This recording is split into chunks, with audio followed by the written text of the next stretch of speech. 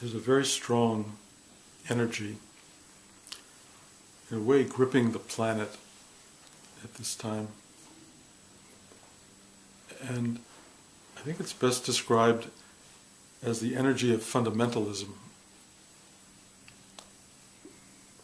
And it has so many different aspects, but we see it in the eruption of what's going on in Iraq right now, the tearing apart of the country, Sunnis, Shiites wanting to do battle with each other. Tea Party in America, evangelicalism, Hasidism, various terrorist forces, all very much in a very potent struggle to hold on to something, to hold on to a belief system that for them is fundamentally right, the truth.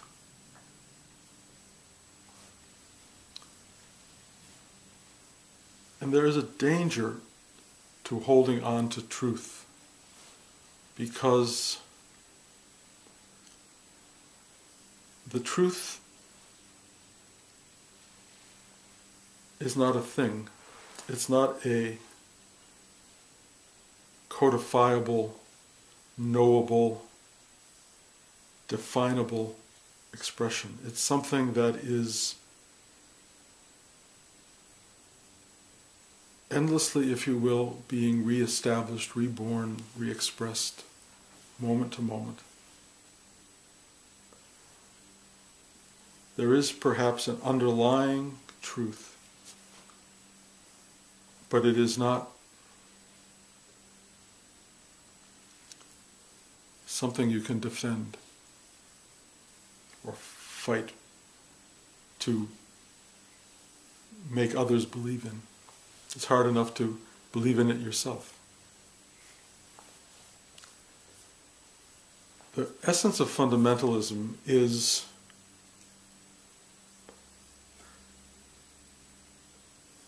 holding on to something that you've been told, something that you have been given, something that has been expressed as all that is. And it's usually an idea, it's a concept, it's a force field. And people, as one can see right now in Iraq, are willing to die for it, and have over the course of centuries been willing to die for this truth, this belief. And it is so firmly held, usually by people, that it is unquestionable, and it is irreducible, it is absolute, and it is something you don't challenge.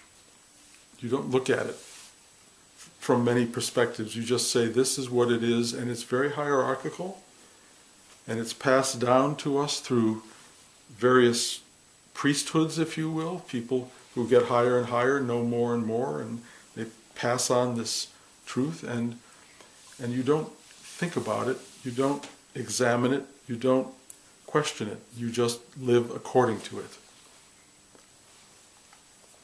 And it causes great disruption. It causes a kind of passionate fervor in people to do battle, to stand up for their belief, and to become, if in a way, hardened by it. And I was looking in the eyes of soldiers in Iraq last night, massing to do battle, and there was no way to penetrate the density, the thickness, the absolutism of their belief.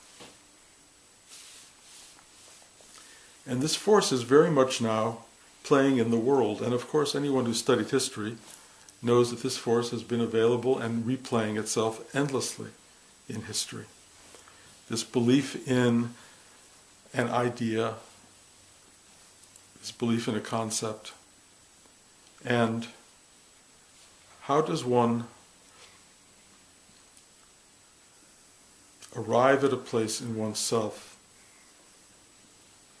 that is free of dogma, free of the accepted wisdom? How does one find truth in oneself that is, in a sense, discovered rather than told to you, rather than presented to you, rather than carried on as tradition? How do you find truth? Well, this is the little bit that I know. In many traditions, there is something called initiation. And you become initiated into a deeper wisdom.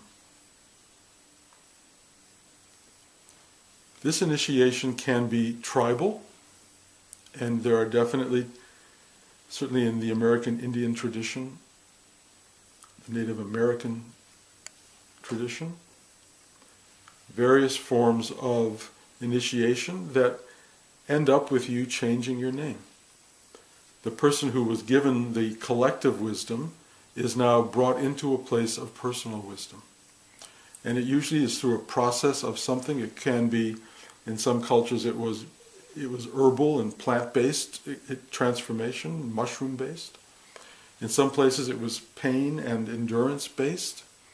But people would go through something that transformed them into a singular witness to a personal truth that became for them their truth.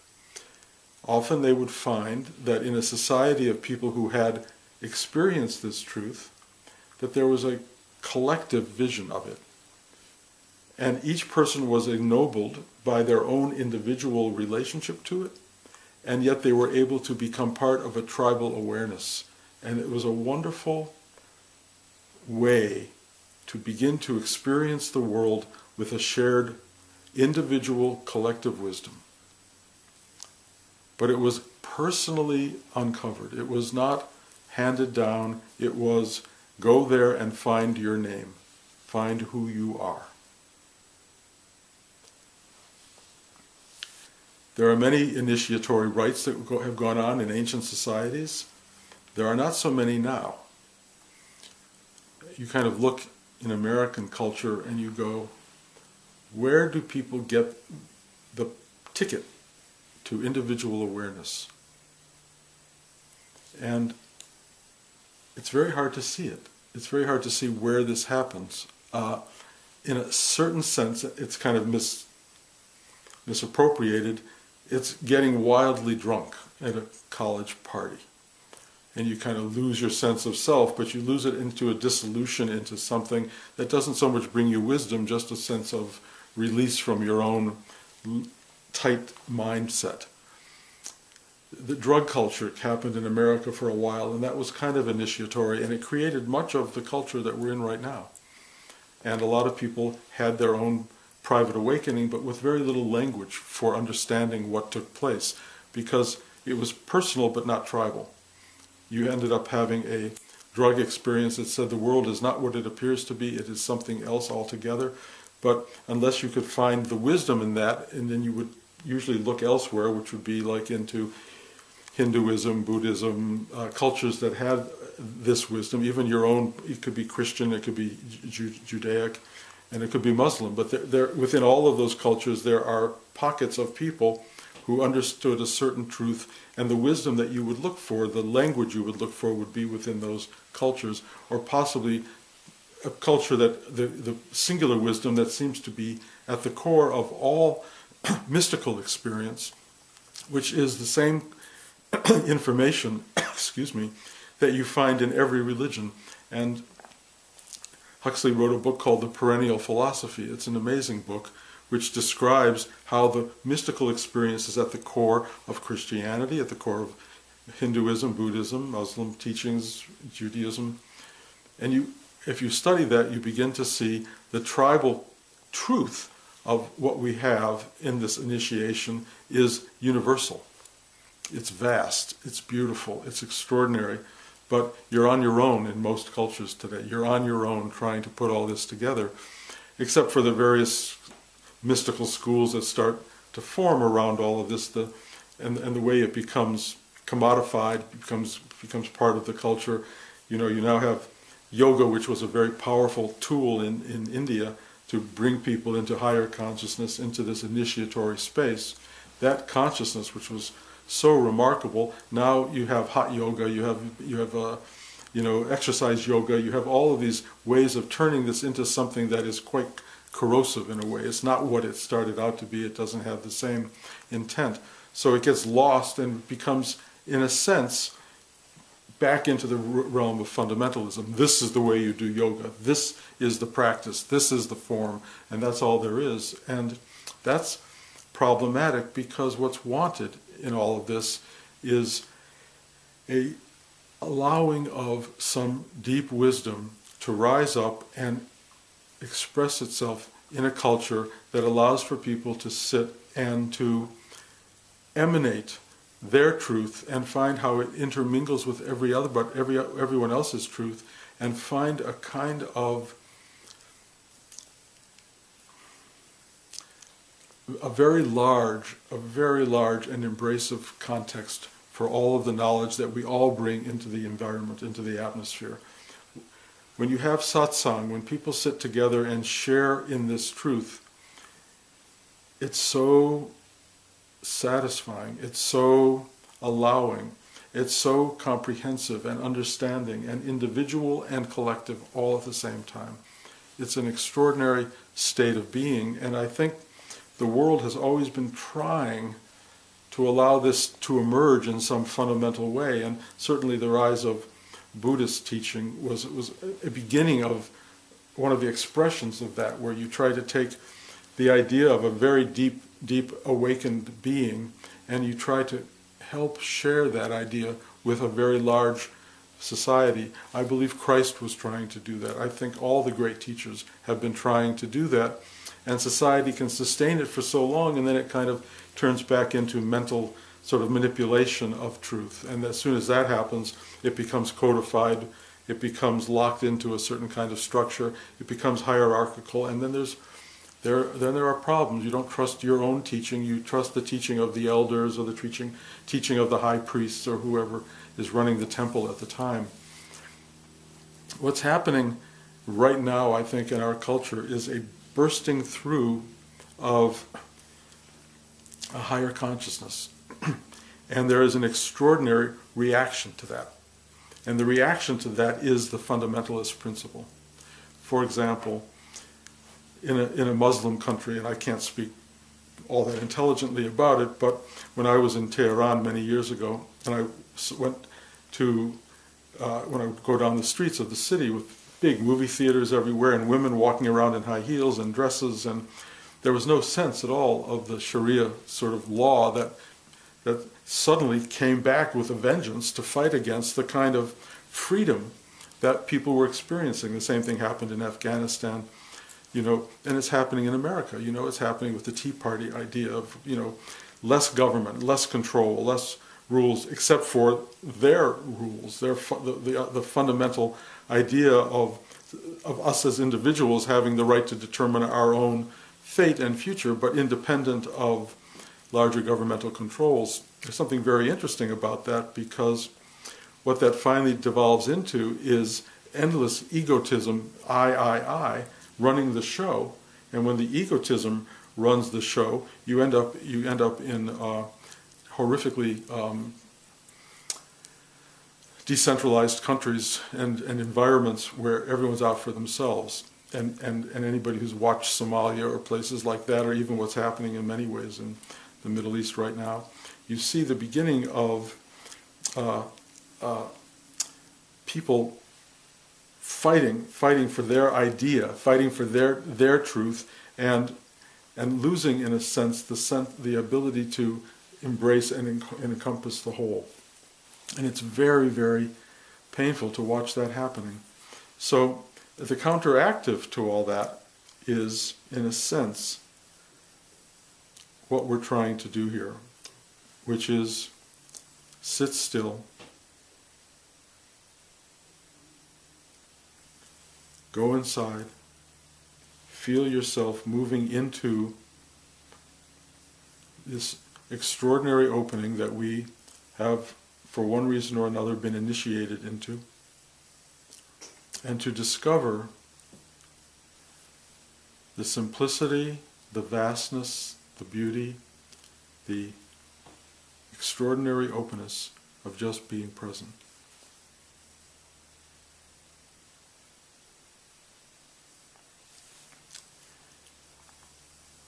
I don't know how the world could ever become collectively like this. I can see it tribally because I can see it in small groups, but I don't know how it would ever spread into the totality. On the other hand, there is a journey to be had, and that journey is a journey through initiation into a sense that we are unbelievably deeply connected to each other, that without compassion, love, empathy, sympathy for each other, without love for each other, the world is a warring space. It's a space of competing individual ideas with the strong man winning. And what happens in that space is what we're witnessing right now. So, how do you do battle with that? Well, I don't know that there's a battle with it, but there is this thing that starts to emerge of just simple openness, kindness, love. Jesus preached this. He preached it, and it's so interesting because the empire of the time, the Roman Empire, did everything it could to squash it. And all he was preaching was everything I just said. Love thy neighbor as thyself. Very simple teaching. Muhammad taught this, all the great teachers taught it, and then you watch how it becomes wildly corrupted. And all we can do, really, is to sit still in our own presence, in our own truth, and then emanate this, meaning live in that truth as best you can, not trying to shove it down anybody else's throat, because you can't. You can't tell somebody else, this is the way, because that's just as bad as any other fundamentalist group. The truth is the truth, and you don't have to be in charge of giving it to people. You can just make it available by being an emanation of it, an emissary of it, if you will, by bringing it into the world around you and seeing what happens, with no agenda, without thinking that it's better than or less than something else. It just is what is. And you just walk in the space of that isness, and you will be the, if you will, that which brings truth and love and beauty and life into the world. And many people do this. Many, many people in their own way do this. And it's not like there is one way. It's your way. It's the way that you find within yourself.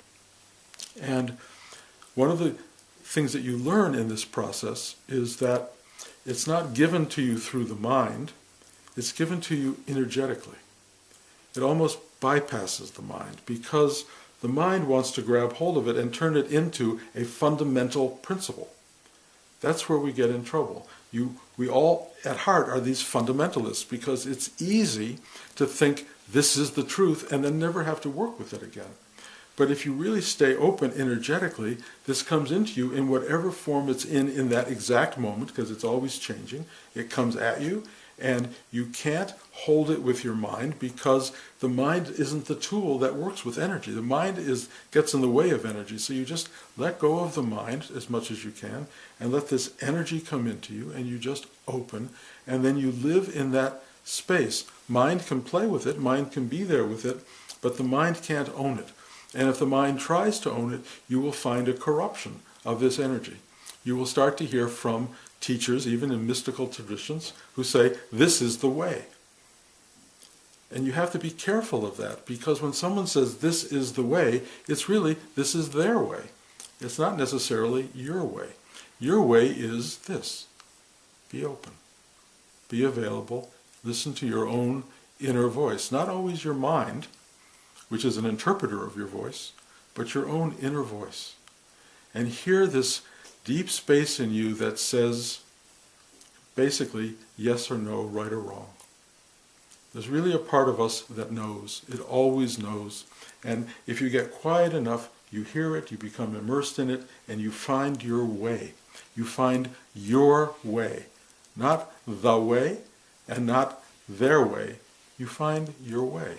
And you find your way because something in you is working and guiding you. It can be your own inner voice, and if you're open enough, it's the voice of the people around you. You begin to hear people guiding you.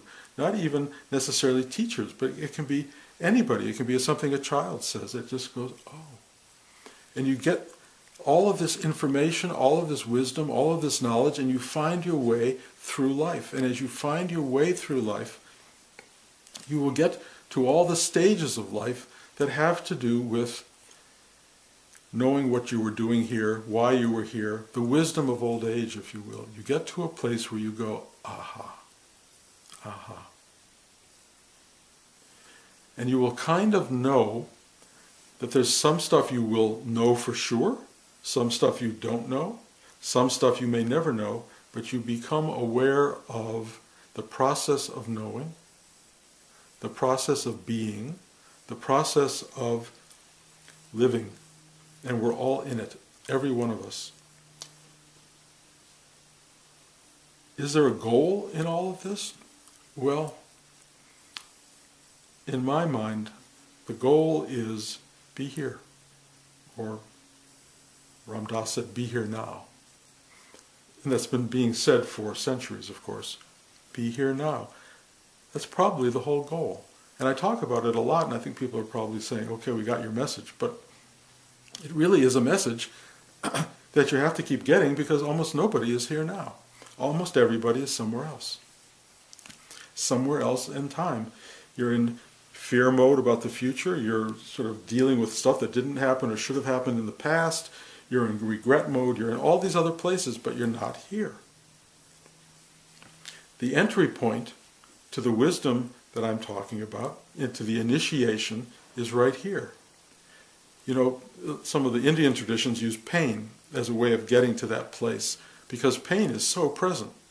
So present. And if you can actually be in it and not rushing away from it, you can actually use it as a doorway into something remarkable. There are so many forces that bring you ultimately into yourself, but you have to then pass through the layers of fear, of distraction, of confusion, of not wanting to know the truth. So many of us have pain inside us that comes from not facing ourselves. And truth comes in the facing of the self, which is being here in this moment present. So to do that, you have to pass through the layers of, oh, I don't want to look at that. Oh, not that. There's an avoidance, there's a resistance that comes up in everybody that keeps them from getting to where the truth will reveal itself. So what do you do at that point? Well, Rudy provided us with a wonderful exercise. You just ask for help to surrender.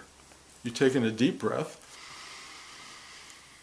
and say, please help me to surrender. Surrender what? Surrender your distraction, surrender your fear, surrender your involvement with unknown future, with way past, and just be here. Surrender, surrender, surrender. And you do that, and it digs you deep, deep, deep, deep into this well of being.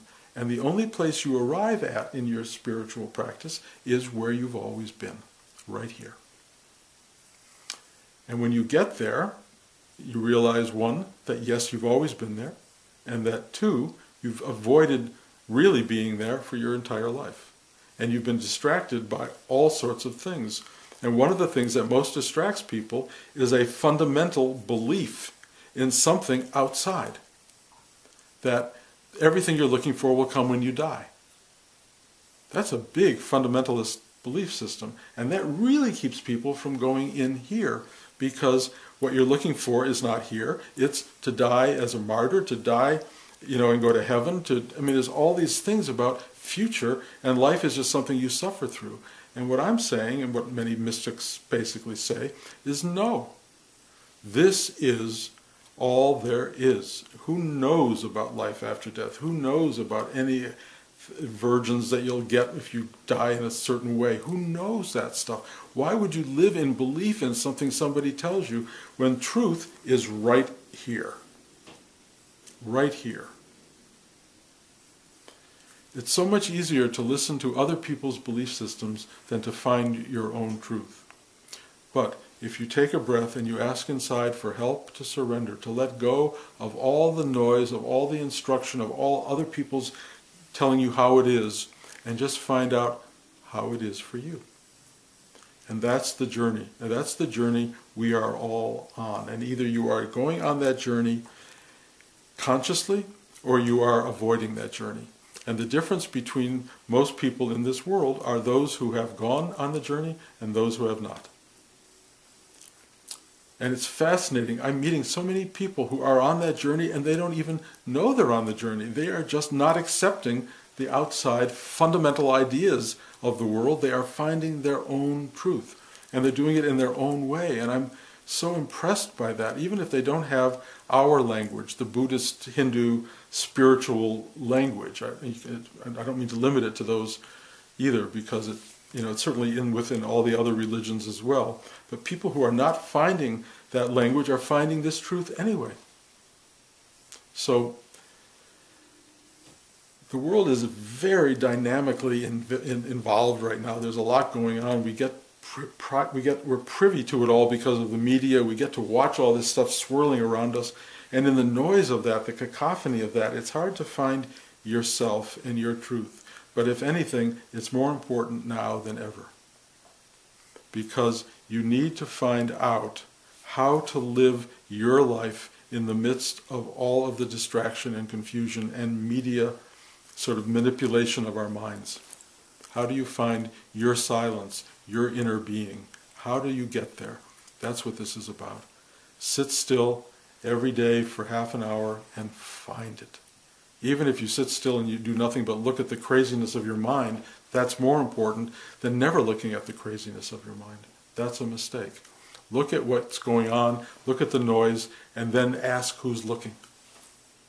Who is looking at this stuff? That's the beginning. And then go deeper and deeper and deeper into that truth, and you will begin to live a life of liberation, a life that leads you into freedom, a life that doesn't lead you into a war zone to fight for somebody else's belief that you somehow think is your own. It leads you into your own truth. You may choose to go into that war zone, but you will choose it. It will be your path. But you will make that decision, and that decision must become your own. How you live must become your choice, and it must come out of finding a voice inside that tells you how to do it. And it's there, and if you can't find it, just walking around, sit quietly and say, please help me to surrender. Let go of all the noise and find my truth. And when you find your truth, which will be a constant process rather than a singular event, usually, although it can be singular in terms of awakening, but it's in no way over at that point. The truth is not the truth. It's this truth. And this truth in 2 seconds will be this truth. And if you find the truth, don't get a book contract and try to write a book about it, because then you'll become a fundamentalist. My truth, and this is how it works. Let it go. Speak it as deeply as you can through your heart. Tell people you love them. Be earnest. Tell people, I understand the problem. Be aware of your own limitation. Speak honestly with human beings around you. Live a life of openness, of the momentary truth that's erupting and evolving through you. Be that human being. It's the way to live. And you will know it. You will know it because you will feel it. There's something so wildly affirmative about this place, this knowing, this presence. It's so absolute in its truth that there's no place to go to question it. You just go, huh. That's all you do, huh. Because what else is there? And you can't hold it at all, because the minute you hold it, it's over. It's already the old truth. The only truth that is this one right now. This is it. This is it. This is all there is. This is it. So, I don't know if I'm trying to sell this to you or anybody. I don't know what I'm doing exactly other than expressing my truth. And trying to tell you, be careful of what you believe in, because belief systems, unless you have found it in yourself, belief systems are outside you. And those systems are systems that are being held firmly and taught year by year, century by century to people, and they're so far away from your truth. They're holding on to a truth that is already 2,000 years old or 5,000 years old. What is that? That's a dead truth. Your truth is this moment.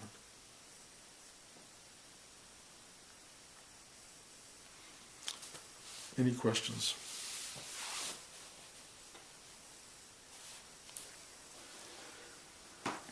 Well, a little bit different from your talk, but Rudy mentioned that whenever he spoke from inside. He said Vedanta talks about being spontaneous. What's the difference? And how to do that? I mean, I want to go inside, but it's mine. No, not necessarily. It keeps me out from being in there all the time. You know, I mean, I gave talks about this many years ago about spontaneity and be talking from inside. It's kind of something, I don't know if it's a gift or it's something you just can learn to do, but I never program what I'm going to talk about. Until I open my mouth, I don't know what I'm going to talk about. It just starts to come up. And it comes and it just expresses itself. And it expresses itself by itself. And I just allow the words to come. I am terrible if you give me a script. If I have to talk from a script, my mind is involved and I get anxious. Will I hit this note? Will I hit that point? Will I get to this? Will I get to that? And so I can't do that. And so I just either come from spontaneity or I can't speak at all. And it's learning to trust that it will flow.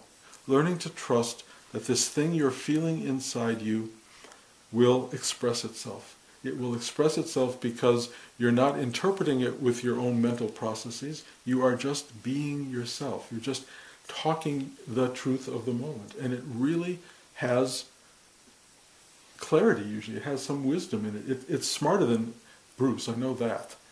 You know, these things that come out are their own voice. But they come out of this mouth and they come out of this structure and this brain. And it does that. It can do that with everybody. But if you have a mind or a ecosystem that's in check, that's fearful of judgment, fearful of people, what are they going to think about me? If you're separated from other in that regard, it'll be almost impossible to do that. Because there'll be a part of you always looking over your shoulder going, was that right, was that wrong, did I say that, do they understand what I'm saying, do they like me, do they not like me? It's a terrible, terrible conundrum that people get into all the time. I had a dear friend and she wanted to write a book about how to enjoy your own wedding. Because she hated her wedding because she was so nervous about everybody at the wedding, whether this would get there on time, and whether these people would be happy, and would these people drink too much, and all of these events. She didn't have any fun at her wedding.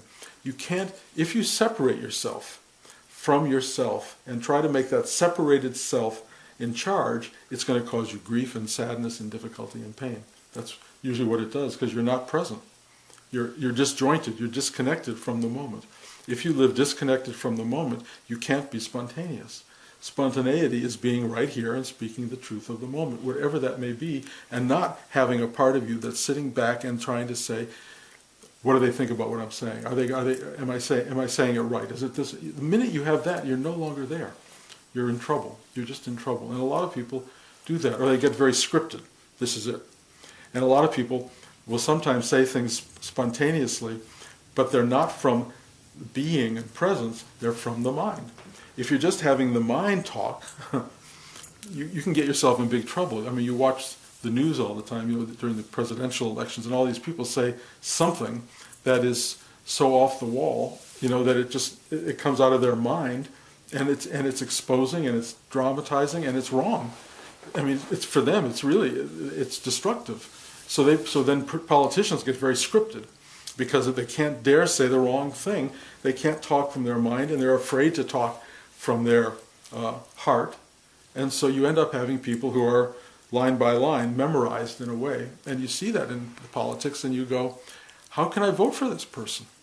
How can I vote for a person who doesn't know themselves? We keep looking for what we call authenticity. Authenticity is speaking from your being, not from your mind, although the mind comes into it, but speaking from this, from being inside, letting what's inside express itself. Not what's in your brain and in your head, but your whole environment speaks. And when it speaks,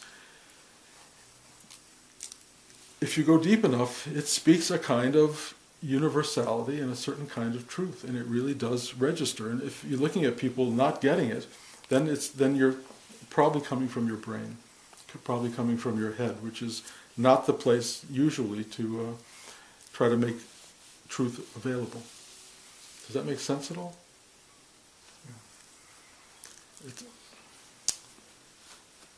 As I said to you guys earlier, the journey from being a normal human being to being a wise human being, to being a human being who has found themselves, let's say, is very short in terms of getting there, but it is a distance that takes years to cover. It takes so long to find a way in to who you are, to trust that, to really go deep into yourself, to dig into your psyche, and to become just you. Just to become you, the authentic you. How do you get there? And how do you deal with the fact when you're not that person? What do you do when you're feeling like you're always afraid of what people are going to think about you or how you look, and you know, will they love you, will they not love you? Can you really show your dark side to people? I mean, people are so frightened in the world usually about how they're going to come across that they live in a very dogmatic structure and a very unhappy state usually. And somewhere in that, often there's a voice that says, I need to be myself. I need to be free of this character that I'm playing, this presentation that I bring into life. And people want to be free of that, but not until they finally make a decision to do it and become disciplined about doing it can it really change. You know, the hardest part of transformation is the work that it involves. You have to do the work. If you think it's just going to happen like that, it won't have any impact. Or if it does happen like that, then you have to spend years trying to accommodate what you've learned in that instantaneous flash. But mostly it's work to get to a deeper and deeper and deeper and deeper part of your own truth. And it's an extraordinary journey that we're all on, and it has many layers, if you will, or levels that I guess you could sort of write books about. But I think just go on it. Just say, I've got to change. Just like, you know, those guys on TV who lose all that weight, you know. It's discipline, discipline, discipline, discipline. You have to sit every day, you work this out. If you're a runner, you practice every day, you build up your speed, you build up your endurance. If you go to the gym, you know, which I've been doing for the last 6 months, you have to go every time. You can't skip, you can't go once in a while. It doesn't happen. Go once in a while, you hurt yourself. You have to be regular with whatever you do. You have to be consistent. And out of that consistency comes transformation. You really do grow. Well, how do you grow? You become more and more internalized. You begin to find the presence in yourself. You begin to not listen only to your mind, but to something much quieter that underlies the mind. And you become free of the character that you were created to be by your parents and your schoolmates and you know, the system. The system makes us into somebody that we're not. And we think that's who we are, but it's not who we are because it was defined when we were 2 years old and 4 years old and 7 years old. You know, things get built into us when we're very young, and you think, well, that's who I am. But yes, it's who you were when you were 2. But you locked in on that and built on that structure. And if you keep building on that structure, you end up as a person who has nothing to do with who you truly are. And the only thing you can do is unbuild that system and go back to, oh, and you become this free, open, viable, wonderfully life-embracing entity. That's what you become through effort. And the only way to get there is to find a discipline that will bring you there. And the meditative discipline is very effective if you use it right, but I think there are probably lots of different ways to do it. I don't think I endorse just a single path. I endorse any path that begins to help you break it down and get in touch with self. But if you only break it down with your mind, that won't do it. Because the mind is only a part of this. It's only a small part, and it's only letting go of the mind that you can begin to see where the mind got lost. You can begin to recreate a sense of who you are outside of what you've been told you are. And that's a great journey to be on, and it's an extraordinary life that it presents for you. And if you do it, you will be grateful. And if you don't do it, you will die as lost as you were when you were a kid. You know, you just leave the world going, well, I don't know. And that's not the best way to leave. Okay, it's a long talk. Thank you guys for coming. I love you very much, and I really appreciate you being here, and onward.